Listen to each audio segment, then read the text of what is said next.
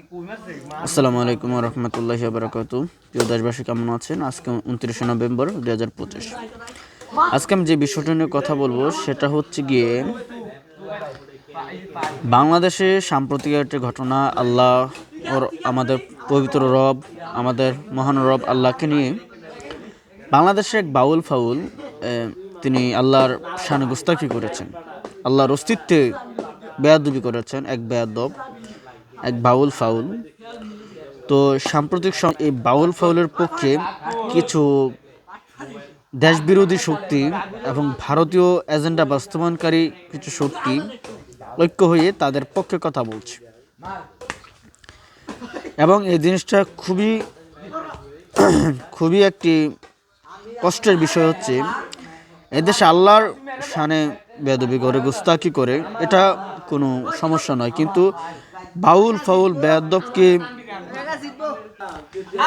Foul বেয়াদবদের পক্ষে এদেশে কিছু খারাপ লোক তারা তাদের পক্ষ নিয়ে কথা বলে, এটা খুবই কষ্ট লাগে আমার কাছে ব্যক্তিগতভাবে। কেন এই কথাটা বলছি? কারণ এদেশের ফরহাদ মাজারকে এদেশের মানুষ গুণী রাজনীতিবিদ হিসাবে চেনে, কিন্তু আমি ব্যক্তিগতভাবে আমার রাজনৈতিক দর্শনে, যেহেতু আল্লাহ আমাকে জ্ঞান দিয়েছে, 2018 পর থেকে বাংলাদেশ নিয়ে কাজ করতেছি, আজকে 2025 7 বছরের মতো হয়ে গেছে, কয়েকদিন পরে 8 বছর হয়ে যাবে। তো ফরহাদ মাজারের মতো একজন নাস্তিক টাইপের লোক, সে বাউল ফাউলের পক্ষে কথা বলে, এটা শুনে বাংলাদেশের জনগণ তাকে নাস্তিক হিসাবে চিনে। কিন্তু দুঃখের বিষয় হচ্ছে সে অনেক আগে আপনার একটা কবিতা লিখেছিল, আজান। আজান কবিতাটা ছিল আল্লাহর বিরুদ্ধে এবং আজান নিয়ে কটূক্তি। ফরহাদ মাজার একজন নাস্তিক টাইপের লোক। ফরহাদ মাজার একজন ইসলাম বিদ্বেষী একজন লোক, এবং ফরহাদ মাজার হচ্ছে বাংলাদেশে যারা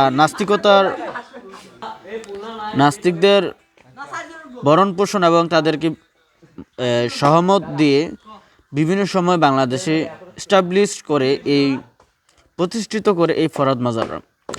এরা সমাজের ভিতরে এক ভয়ঙ্কর ক্রিমিনাল, তাদেরকে আপনি দেখতে পাবেন না। এরা মানুষকে নিজেদের মনের বা মুখের মধুর মতো কথা বলে তাদের অন্তরে বিষের মতো তাদের অন্তরটা। এই ফরহাদ মাজার বাংলাদেশে একজন নিকৃষ্ট টাইপের একজন ব্যক্তি, একজন ইসলাম বিদ্বেষী লোক। কেন বলছি? তার অনেক ভিডিও আমরা দেখি বিভিন্ন সময়, আমি তাকে কখনো পছন্দ করি না। আমি এই ব্যক্তির নাম শুনেছি পিনাকি ভট্টাচার্য থেকে, যেহেতু আমরা পিনাকি ভট্টাচার্যের ভিডিও অনেক বেশি দেখি। আমরা 2020 সালের, আমি ব্যক্তিগতভাবে 2020 সালের এপ্রিল মাস থেকে পিনাকি দাদার ইয়েতে আসছে। তো উনি বিভিন্ন ভিডিওতে বলে ফরহাদ মাজারের বিভিন্ন বক্তব্যর দলিল দেয়, কিন্তু আমি ফরহাদ মাজারকে ব্যক্তিগতভাবে পছন্দ করি না, একজন নাস্তিকদের মনে করি। তো সে যখন বক্তব্য দেয় ফরহাদ মাজার, তার পিছনে একটা মুক্তি বা একটা হিন্দু ধর্মের একটা রাখে।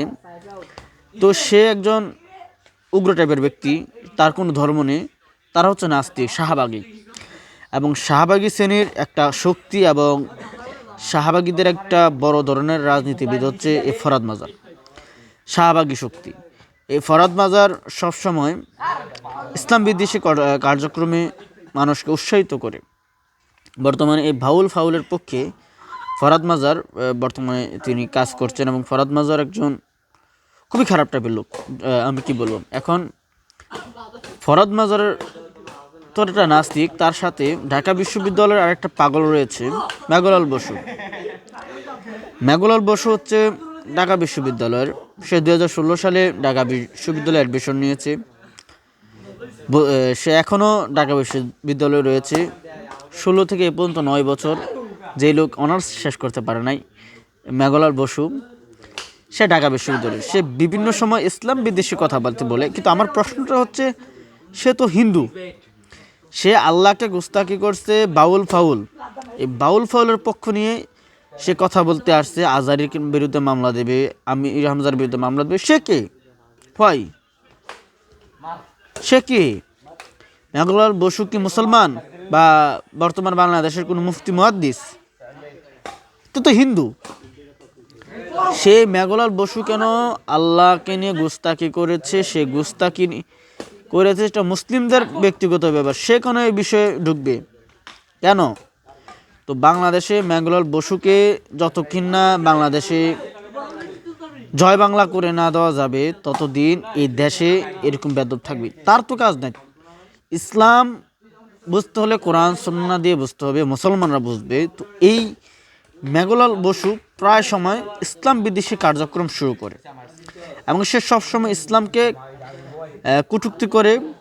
এই মেঘলাল বসু বর্তমানে বাংলাদেশে এই বাউল ফাউলের পক্ষ নিয়ে কাজ করছে। এই মেঘলাল বসুকে কুত্তার মতো পিটিয়ে হত্যা করা ফরজ বাংলাদেশের মুসলমানদের উপর। কেন সে বাউল ফাউলের পক্ষ নেবে? এবং যারা বর্তমান বাংলাদেশে বাউল ফাউলের পক্ষ নিচ্ছে তাদেরকে তাহিদি জনগণের উচিত যেখানে পাবে সেখানে পিটানো, যেখানে পাবে সেখানে পিটানো। তার সাথে আবার দেখলাম যে ডক্টর ইউনূস, ওনার প্রেস সচিব শফিকুর রহমান, যার যিনি বিএনপির পক্ষ থেকে এমপি হবেন, যিনাকে বিএনপি প্রস্তাব দিয়েছে আপনি এমপি হবেন, আমাদের আসন পাবেন, মানে বিএনপি বিজয় হলে এই আমাদের ডক্টর ইউনূসের যে প্রেস সচিব শফিকুর রহমান, উনি কিন্তু বাংলাদেশে নতুন মন্ত্রী বা এমপি হতে যাচ্ছেন। তো উনি শাহবাগী, আল্লাহদ্রোহী, কাফেরদের, কুলাঙ্গারদের পক্ষে কথা বলছে। আরে বেটা ফকির, তুই তো 2021 সালে শেখ হাসিনার পক্ষে কথা বলছিস, শেখ মুজিবের পক্ষে কথা বলছিস, শেখ মুজিবের ছবির সাথে ছবি তুলছস। এই শফিকুর রহমান আজকে তুই আল্লাহদ্রোহীর পক্ষে কথা বলছিস। তুই ডক্টর ইউনূসের কে? ডক্টর ইউনূসের তো আমরা ক্ষমতায় নিছি, আমরা ছাত্ররা গণ অভ্যুত্থানের মাধ্যমে ক্ষমতায়। তুই তার একটা প্রেস সচিব, তুই একটা কুকুর, তুই একটা চাকর। এই শফিকুর রহমানের মতো বেয়াদবদেরকে, উপদেষ্টাদের ভিতরে যারা বেয়াদব রয়েছে তাদেরকে সোজা করতে হবে। এবং এনসিবি, বাংলাদেশের ছাত্র জনতার নতুন রাজনৈতিক দল এনসিবি, তারাও আল্লাহর দ্রোহী, যে আল্লাহকে নিয়ে অপমান করে তার পক্ষে কথা বলেছে। তাই এনসিবিকেও জাতির উচিত বয়কট করা। এনসিবির যেখানে পাইবেন এখানে এই কুকুরগুলার পিটাইবেন। এরা জুলাইয়ের গাদ্দার, এরা টাকা পয়সা কামাইছে, আমরা আন্দোলন করছি, আমরা নেতৃত্ব দিয়েছি, আমরা ফায়ারিং, আমরা গুলি খাইছি, আমরা বিধ্বস্ত হয়েছি, আমরা আহত হয়েছি, একটু নিহত হই নাই, আল্লাহ বাঁচাইছে। কিন্তু এই এনসিবির শালারা পুরো জাতিরে হুগা মাইরা দিতেছে। শালারা টাকা পয়সা কামাইয়া কোটি কোটি টাকার মালিক হয়েছে, আর আমরা জায়গা কিনতে 5 বার ভাবো নাকি জায়গাটা কিনতে পারমু কি পারমু না। হ্যাঁ, আমরা 1 পয়সাও পাই নাই এই গণ অভ্যুত্থানের পরে, কিন্তু এই খানকির পোলারা পুরো দেশ ভোগা মেরে দিতেছে এনসিবির শহরের বাচ্চারা। এরা আবার এখন বাউল ফাউলের পক্ষ নিয়েছে। এদেরকে কেউ ভোট দেবেন না, এদেরকে যেখানে যাবেন এদের পিটাইবেন। এরা ছাত্র, এরা কই থেকে টাকা পাইছে? হাসিনাকে কারা পাঠাইছে? হাসিনারে শহীদরা, যারা 24-এর গণ অভ্যুত্থানে শহীদ হয়েছিল, তারা হাসিনাকে দেশ থেকে তাড়াইছে। এই এনসিবির শহরের বাচ্চারা কিছু করেন নাই, মাইন্ড ইট। কারণ এই শালারা পুরো দেশটার হুগা মেরে দিছে, 24কে ধ্বংস করেছে এনসিবির শহরের বাচ্চারা। বাউল ফাউলদের পক্ষে কথা বলো, কালকার ফকিরনি আজকে বাউল ফাউলদের পক্ষে কথা বলে। এনসিবি বয়কট এনসিবি শহরের বাচ্চাদেরকে।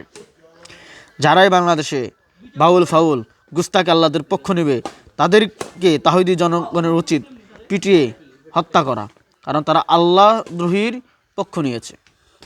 যারা আল্লাহর শানে বেয়াদবি করে তাদের পক্ষ যেই নেবে তাকেই বাংলাদেশের তাহিদি জনতার উচিত পিটিয়ে হত্যা করা। কারণ আল্লাহ আমাদের রব, আমরা আল্লাহর গোলাম। যারা আমাদের রবের কটূক্তি করবে তাদেরকে হত্যা করা ফরজ।